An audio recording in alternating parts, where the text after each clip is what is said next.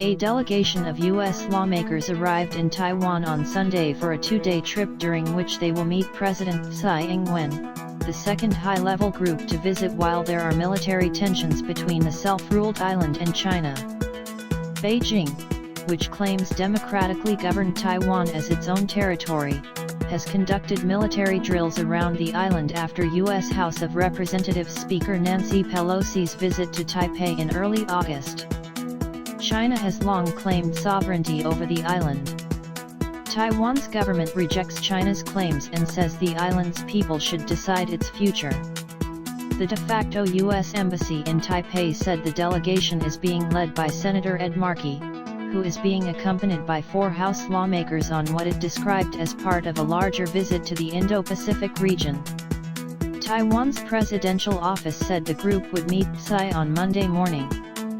Especially at a time when China is raising tensions in the Taiwan Strait and the region with military exercises, Markey leading a delegation to visit Taiwan once again demonstrates the United States Congress's firm support for Taiwan, it said in a statement.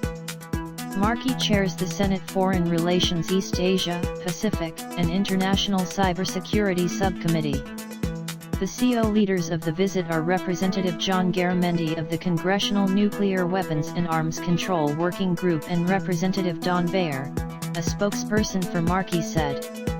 China's embassy in Washington said on Sunday that members of the U.S. Congress should act in consistence with the U.S. government's One China policy and argued the latest congressional visit once again proves that the U.S. does not want to see stability across the Taiwan Straits and has spared no effort to stir up confrontation between the two sides and interfere in China's internal affairs.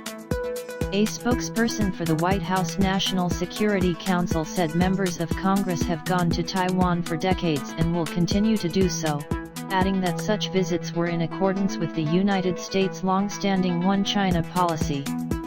Under that policy, the United States has official diplomatic relations with Beijing, and not Taiwan. However, Washington does not take a position on whether Beijing has sovereignty over Taiwan, and is bound under U.S. law to provide Taiwan with means to defend itself. Markey's office said the lawmakers in Taiwan will reaffirm the United States' support for Taiwan as guided by the Taiwan Relations Act, U.S. China Joint Communiques, and 6 assurances, and will encourage stability and peace across the Taiwan Strait. The group will meet with elected leaders and members of the private sector to discuss shared interests including reducing tensions in the Taiwan Strait and expanding economic cooperation, including investments in semiconductors, Markey's office said. The delegation made a prior stop in South Korea, where Markey met South Korean President Yoon Suk-yeol. Taiwan's foreign ministry published pictures of 4 lawmakers being met at Taipei's downtown Songshan Airport having arrived on a U.S. Air Force transport jet, while Markey arrived at the Dawin International Airport. The delegation will meet with senior Taiwan leaders to discuss U.S. Taiwan relations, regional security, trade, and investment, global supply chains, climate change, and other significant issues of mutual interest, the de facto U.S. Embassy said. While China's drills around Taiwan have abated, it is still carrying out military activities. 11 Chinese military aircraft crossed the Taiwan Straits median line or entered Taiwan's air defense zone on Sunday, Taiwan's defense ministry said.